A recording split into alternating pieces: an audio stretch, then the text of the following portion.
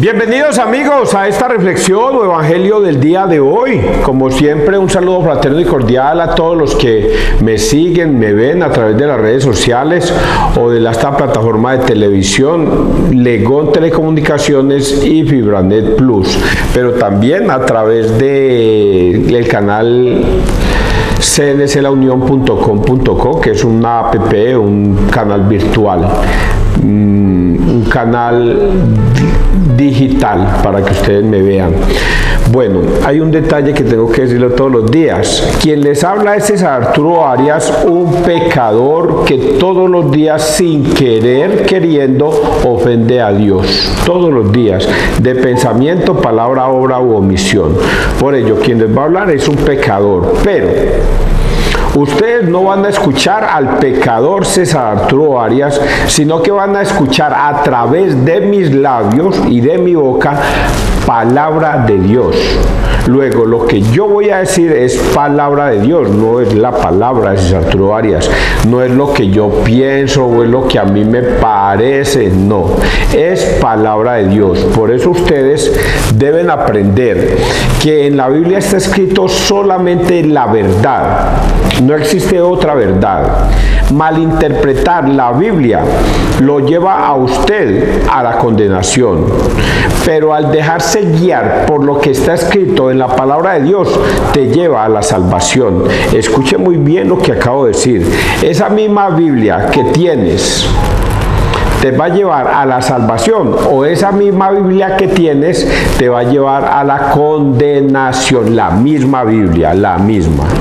¿Y por qué digo esto? Porque Pedro lo ha dicho, que la palabra de Dios no es de libre interpretación, porque hay personas indoctas que pueden tergiversar la Biblia y eso causaría que te lleve a la condenación. Son palabras de Pedro, porque hay personas indoctas, faltos de fe, que te tergiversan la palabra de Dios y por el contrario, en vez de buscar su salvación, te va a llevar a la condenación. Y le ponía un ejemplo claro, uno de muchos, el caso del sacerdote, Juan 20, 21, 23. Jesús les da poder para ir a perdonar pecados, y a quienes les perdonen los pecados les quedan perdonados. Pero los protestantes dicen que no, que aquí en la tierra no hay poder para perdonar pecados. Leen lo mismo que nosotros los católicos leemos, pero ellos le dan una interpretación contraria a lo que dice Jesucristo. Jesucristo les da el Espíritu Santo y les dice: vayan con el Espíritu Santo, perdonen pecados, y a quienes se los perdonen les quedan perdonados, porque ustedes van a ir en mi nombre, y quien los reciba a ustedes me recibe a mí. Pero los protestantes, que se dejan guiar de un pastor mentiroso, dicen que no, que aquí en la tierra no hay poder para perdonar pecados. Prefieren creerle a ese pastor mentiroso que los está engañando a creer lo que está escrito en la Biblia.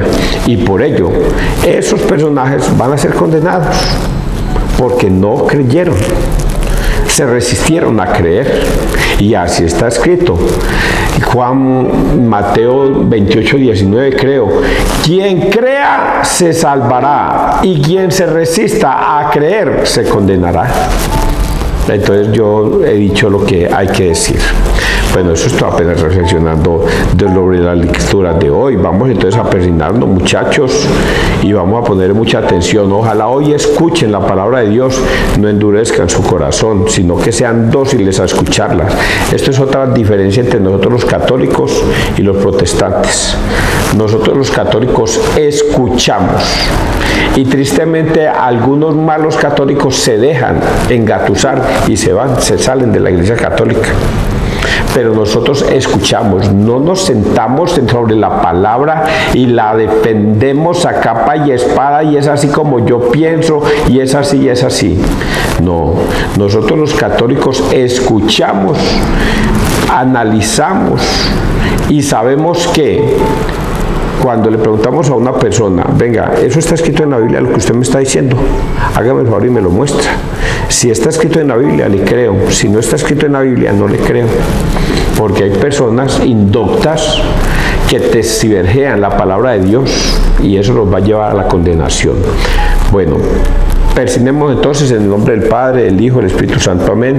Primera lectura, Hebreos 2, 14, 18. Tenía que parecerse en todo a sus hermanos para ser misericordioso. Oiga esta historia tan bonita.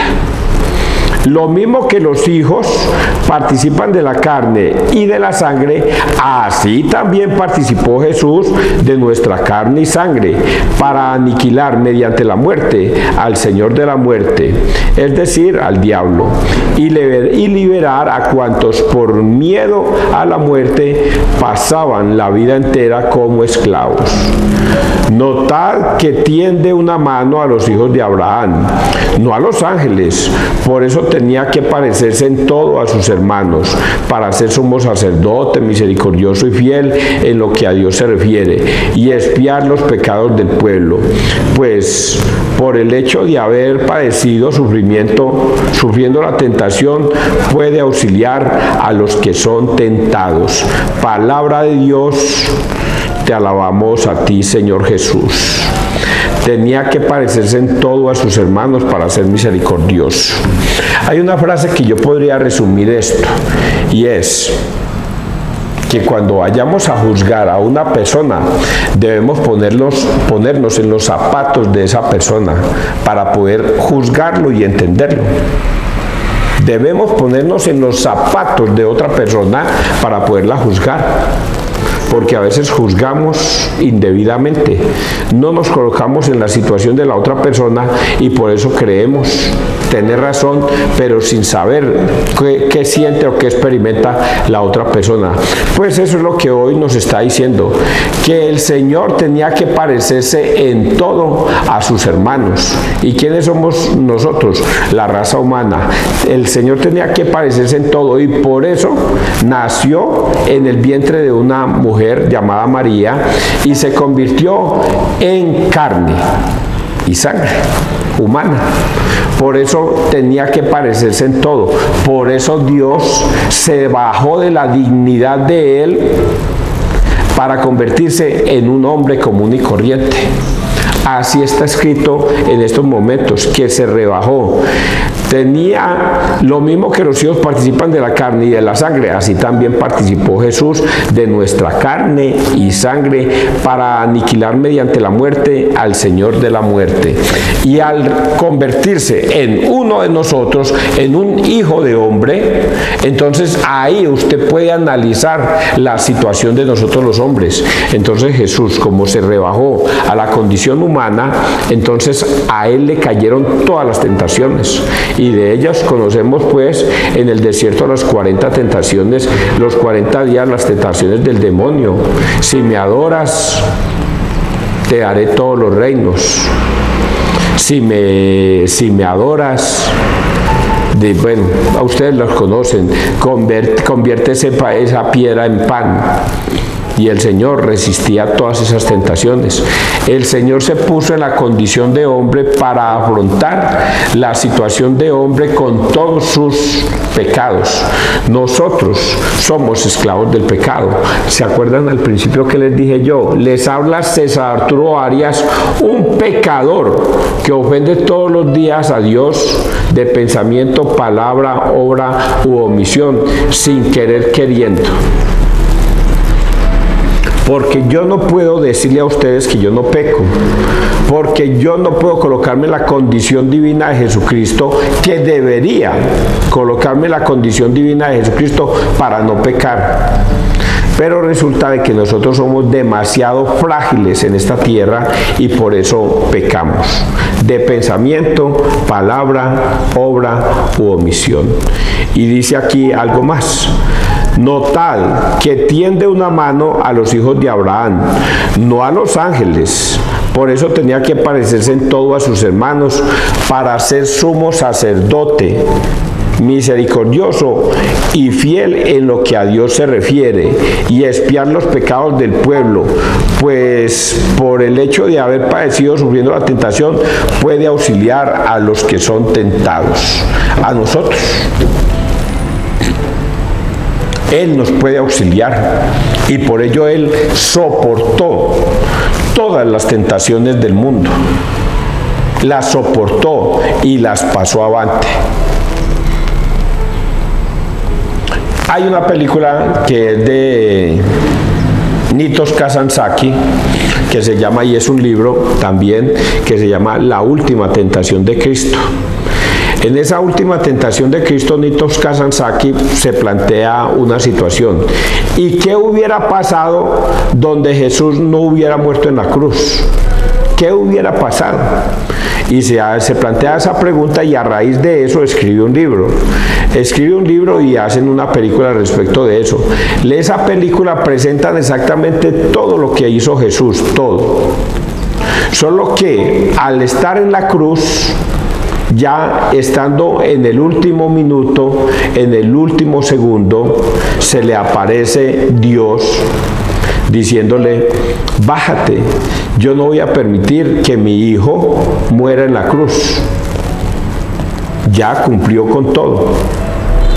Cumplió con todo. Hizo milagros, curó enfermos, enseñó el evangelio, predicó. Pero el Señor dice al final, como le pasó a Abraham, que le detuvo la mano a Abraham para que no fuera a matar a Isaac, y que en ese mismo momento Dios también detuvo su mano para que Jesús no muriera en la cruz. Pues, ¿por qué iba a morir en la cruz si es el único hijo de Dios? Entonces Nitos Kazantzakis se plantea de que Dios también detuvo su mano para no matar a su hijo. Solo que en esa última tentación, que es que Él se haya bajado de la cruz, sucede lo siguiente: ningún ser humano se salva de la muerte. Ninguno. Porque para poder nosotros tener vida eterna, Jesús tenía que morir en la cruz y resucitar al tercer día. Y continúa la película mostrando que los discípulos sí entendieron el mensaje de Jesús, y entonces comenzaron a predicar que Jesús había muerto en la cruz y había resucitado el tercer día. Y Jesús se les presenta y les dice a ellos: pero ustedes, ¿por qué están diciendo mentiras? Si mi Padre me salvó de la cruz, yo no morí en la cruz. ¿Por qué están predicando de que yo resucité, sabiendo que yo no morí en la cruz? ¿Por qué predican mentiras? Y entonces este Jesús se casa con María Magdalena y tiene hijos. Solo que la película avanza hasta el final de los tiempos, cuando vemos que la destrucción del mundo y cómo todos los hombres son condenados a muerte. Todos los hombres son condenados a muerte, a la muerte eterna, porque no hubo uno que se salvara. Por eso la condición es que Jesús debe morir en la cruz, vencer al demonio, vencer los pecados. Y es lo que estaba escrito acá, que Dios venció el pecado, y lo vamos a encontrar en este final. Dios se refiere, en lo que a Dios se refiere, y expiar los pecados del pueblo, pues por el hecho de haber padecido, sufriendo la tentación, puede auxiliar a los que son tentados. Él, al morir en la cruz, nos dio vida eterna. Ese es el gran regalo. El gran regalo es que Él va a expiar todos nuestros pecados, todos. Y es de donde se sostienen los protestantes. Yo no tengo que ir a confesarme ante un sacerdote, porque Dios Jesucristo murió y derramó su sangre por mis pecados en la cruz. Y eso es verdad. Jesucristo muere en la cruz, vence al demonio, vence las tentaciones, muere en la cruz por el perdón de todos nuestros pecados. Eso es verdad. ¿En dónde fallan los protestantes? ¿En dónde fallan los protestantes? De que Jesucristo pone una condición. Está en Juan 20, 21, 23. La condición que pone Jesús es: vayan, a quienes les perdonéis los pecados, les quedan perdonados, y a quienes se los retengáis, les quedan retenidos. Entonces, Jesús muere en la cruz por el perdón de nuestros pecados, pero solo sí y solo sí si nosotros nos arrepentimos de nuestros pecados. porque si en nosotros no hay ese arrepentimiento, no hay salvación. Y los protestantes dirán, es que yo miro al cielo, me conecto con mi Jesucristo y Él desde el cielo me perdona. Oigan a estos, eso no está escrito en la Biblia. Eso no existe. No, pero es que hay un pasaje bíblico donde dice que entra en tu cuarto y cierra la puerta y Dios, que ve todo en la oscuridad, verá también tu corazón. Sí, eso es verdad que dice eso, pero ahí en ningún momento dice y Dios te perdonará los pecados. Ahí no dice eso. Dice que te va a escuchar, pero no dice que te va a perdonar. Y es una confusión con los hermanos separados. Creen que por cerrar la puerta, entrar en su cuarto y orarle a Dios, Dios le va a perdonar los pecados. Y solo si Dios perdona los pecados al que se arrepiente. ¿A través de quién? A través de los sacerdotes. Si usted no se confiesa con un sacerdote, sus pecados le quedan retenidos, que es la segunda parte que dice Jesús en Juan 20, 21, 23. A quienes les perdonéis los pecados, les quedan perdonados, y a quienes se los retengáis, les quedan retenidos. El que no vaya a confesarse con un sacerdote, esos pecados le quedan retenidos. Bueno, yo espero que lo hayan entendido, muchachos, porque yo no me estoy equivocando en nada. Salmo para hoy, Salmo 104. El Señor se acuerda de su alianza eternamente. Dad gracias al Señor, invocad su nombre, dad a conocer sus hazañas a los pueblos, cantarle al Señor, a cantarle al son de instrumentos, hablad de sus maravillas. Gloriaos de su nombre santo, que se alegren los que buscan al Señor. Recurrid al Señor y a su poder, buscad continuamente su rostro. Estirpe de Abraham, su siervo, hijos de Jacob, su elegido. El Señor es nuestro Dios, Él gobierna toda la tierra. Se acuerda de su alianza eternamente, de la palabra dada por 1000 generaciones, de la alianza sellada con Abraham, del juramento hecho a Isaac. El Señor se acuerda de su alianza eternamente. Y voy a decirles dónde está una parte que me gusta. Esto, gloriaos santos, que se alegren los que buscan al Señor. Gloriaos de su nombre santo, que se alegren los que buscan al Señor. Recurrid al Señor y a su poder. Buscad continuamente su rostro. Este pedacito.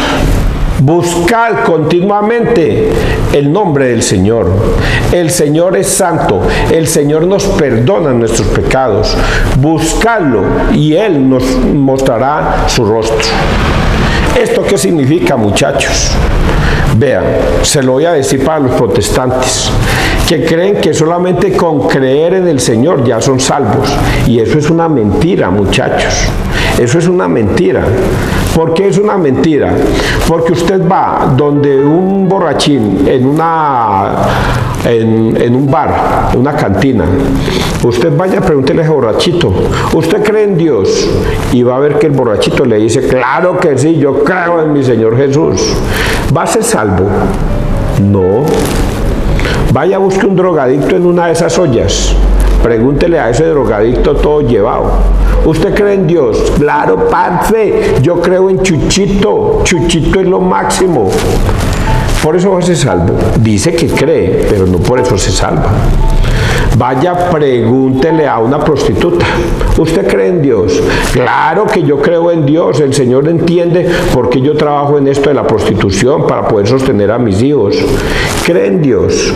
No cree en Dios. Creer en Dios. Y vaya, pregúntele a un testigo de Jehová, a un adventista, a un pentecostal, a uno de la luz del mundo, a uno de la iglesia ministerial, si creen en Dios.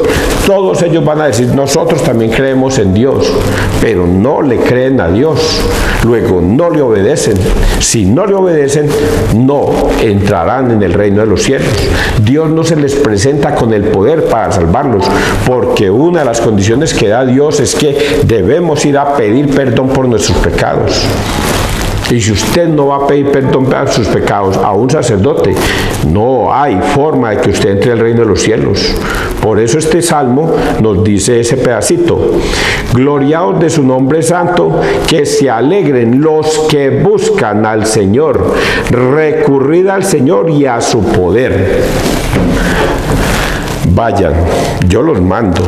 El que los reciba a ustedes, me recibe a mí, y el que me recibe a mí, recibe al que me ha enviado. Ustedes van a ir con todo el poder que yo les doy. Quien los reciba a ustedes, me recibe a mí. Cuando usted rechaza a un sacerdote, no recibe el poder de Dios. Y el poder de Dios es pura misericordia. ¿Y cuál es la misericordia de Dios? A todo el que le perdonen los pecados, les quedan perdonados. ¿No lo entienden? Imposible, imposible. Vamos a leer el Evangelio. Marcos 1, 29-39. Curó a muchos enfermos de diversos males. En aquel tiempo, al salir Jesús de la sinagoga, fue con Santiago y Juan a la casa de Simón y Andrés. La suegra de Simón estaba en cama con fiebre. Inmediatamente le hablaron de ella. Él se acercó, la cogió de la mano y la levantó. Se le pasó la fiebre y se puso a servirles. Al anochecer, cuando se puso el sol, le llevaron todos los enfermos y endemoniados. La población entera se agolpaba a la puerta. Curó a muchos enfermos de diversos males y expulsó muchos demonios. Y como los demonios lo conocían, no les permitía hablar. Se levantó de madrugada, cuando todavía estaba muy oscuro. Se marchó a un lugar solidario y allí se puso a orar.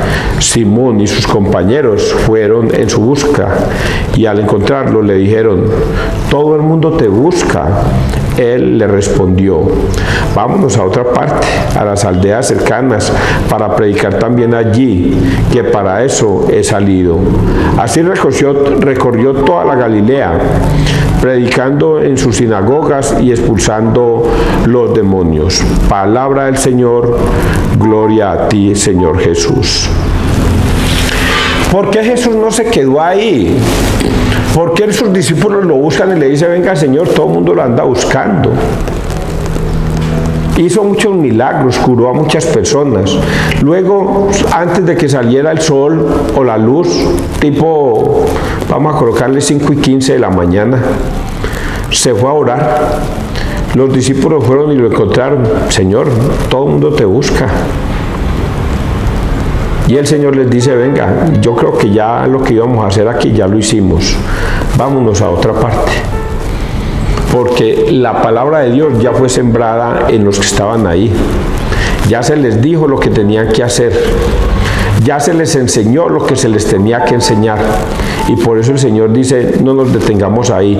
El que creyó, creyó. Y el que no creyó, de malas. Por eso el Señor se va a buscar nuevas almas. A usted, a través mío, se le está enseñando la palabra de Dios. Es cuestión suya si quiere creer o no quiere creer. Si quiere creer, se sostiene en la palabra y busca predicar la palabra y enseñarla. Si no quiere creer, no ha pasado nada. El Señor sigue de largo y se va a otros sitios. Ahora busquemos apologéticamente otras cosas que hay acá. Dice que Jesús se fue para la casa de Simón y Andrés. Y dice además que en la casa de Simón vivía la suegra de Simón y que tenía fiebre. Quiere decir que Simón era casado. Pero en ninguna parte de la Biblia vamos a encontrar que Simón tiene esposa. Seguramente que a raíz de este pasaje bíblico dice tuvo esposa, porque si tiene una suegra significa que tuvo esposa, pero ya no la tiene, porque en ninguna parte de la Biblia dice: y Simón se fue y dejó a su esposa y a sus hijos por ahí botados. En ninguna parte de la Biblia dice eso. Dice que tuvo una suegra, sí, dando a entender que Simón fue un hombre casado. Seguramente que su esposa se casó con él y se vivieron y después ella falleció. Y quedó Simón viviendo y cuidando a la suegra. a la mamá de la que fue su esposa. Esa partecita la encontramos ahí. Pero lo otro que encontramos es que Jesús toca a esta dama y le pasa la fiebre. Y la mujer se levanta y comienza a servirles. Ese mensaje a servirles es un mensaje bíblico para nosotros, teológico. Quiere decir que cuando usted escuche la palabra de Dios, levántese, papito o mamita, y comience a servirle al Señor. ¿Y cómo comienza a servirle al Señor? Con sus hijos, edúquelos, enséñeles la palabra de Dios, mándelos a misa, que estén confesados, que mantengan comulgando, que permanezcan en la fe, que no se van a separar, que no vaya a venir un pastor mentiroso y se los lleve. Busque siempre estar sirviéndole al Señor. Ese es el mensaje bíblico que encontramos al principio. Y luego encontramos entonces la otra parte. Se levantó aquí. Al anochecer, cuando se puso, le llevaron todos los enfermos y endemoniados. La población entera se agolpaba a la puerta, curó a muchos enfermos de diversos males y expulsó muchos demonios. Y como los demonios lo conocían, no les permitía hablar. El Señor se reunió con mucha gente, participó con ellos, les predicó el Evangelio, les hizo milagros. Luego vamos a encontrar un texto, a ver dónde estaba aquí el Señor. Voy a mirar aquí un detalle. Espere. En aquel tiempo, al salir Jesús fue con Santiago y Juan a casa de Simón. Bueno, no aparece si está en Cafarnaún o en dónde está, pero hizo milagros. Muchos milagros, ahí aparecen relatados, y quien curó hasta endemoniados. Luego Jesús, mucho más adelante, vamos a encontrar: ay de ti, Cafarnaún, si en Tiro y en Sidón se hubieran hecho los milagros que se hicieron en ti, pero el juicio le será más llevadero a Tiro y a Sidón que a ti, Cafarnaún. Y ay de ti, Betsaida, si los milagros que se hicieron en ti se hubieran hecho en Sodoma y en Gomorra, se hubieran convertido más fácil los de Sodoma y Gomorra, pero les será más llevadero el juicio final a Sodoma y a Gomorra que a ustedes, que se les hizo milagros, se les enseñó el Evangelio y no creyeron. Esto es un mensaje también para los protestantes. Se les entrega el Evangelio, yo se los estoy diciendo tal y cual está escrito, y muchos de ustedes prefieren no creer. Les será más llevadero el juicio final a Sodoma y a Gomorra. Que Dios te bendiga, que Dios nos bendiga donde quiera que todos estemos.